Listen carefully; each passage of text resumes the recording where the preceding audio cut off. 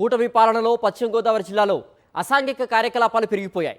మాజీ మంత్రి ఎమ్మెల్యే పితాని సత్యనారాయణ ఇలాకాలో అశ్లీల నృత్యాలు ఏర్పాటు చేసి కూటమి నేతలు బరితెగించారు. పెనుగొండ మండలం వీరప్ప చెరువు గ్రామంలో సంక్రాంతి కోడిపందేలు, గుండాల పేకాట యథేచ్ఛగా నిర్వహించారు కూటమి నేతలు. ఇప్పుడు అమ్మవారి జాతర పేరిట అశ్లీల నృత్యాలు ఏర్పాటు చేశారు. సోషల్ మీడియాలో వీడియోలు వైరల్గా మారాయి. విషయం బయటకు పొక్కడంతో 8 మంది నిర్వాహకుల్ని పెనుగొండ పోలీసులు అదుపులోకి తీసుకున్నారు. ఇజ్రాలతో అశ్లీల నృత్యాలు చేయించినట్లుగా కేసు నమోదు చేశారు.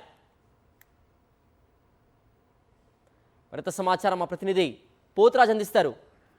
పోతురాజు, అశ్లీల నృత్యాలకు సంబంధించి అలాగే పశ్చిమ గోదావరి జిల్లాలో పెరిగిపోతున్న అసాంఘిక కార్యకలాపాలకు సంబంధించిన వివరాలేంటి?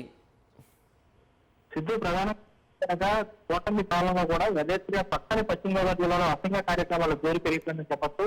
చూసినాక గతంలో సంక్రాంతికి సంబంధించి కూడా జిల్లా అంతటా గుండాట పేకాట యథేచ్ఛగా నిర్వహించినటువంటి కూటమి నేతలు కూడా ఇప్పుడు మరింతగా ప్రత్యేకించి అమ్మవారి జాతరల పేరుతో కూడా ఎక్కడైతే గ్రామ స్థాయిలో జరుగుతున్నటువంటి వీటి కూడా అశ్లీల నృత్యాలు కూడా ఏర్పాటు చేసిన పరిస్థితి కూడా కనబడుతుంది.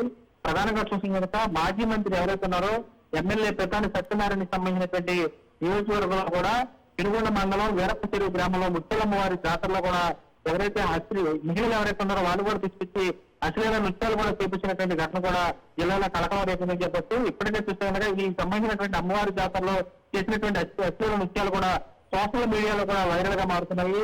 మహిళలతో అర్ధనగ్న నృత్యాలు చేసినటువంటి కూటమి నేతల తీరు పట్ల సర్వత్రా విమర్శలు వ్యక్తమవుతాయని చెప్పొచ్చు. ఈ విషయం బయటకు పొక్కడంతో కూడా పోలీసులు కూడా అప్రమత్తమై 8 మంది ఎవరైతే ఉన్నటువంటి అశ్లీల నృత్యాలు నిర్వహించారో వారు కూడా 8 మంది అదుపులోకి తీసుకున్న పరిస్థితులు కనపడుతుంది.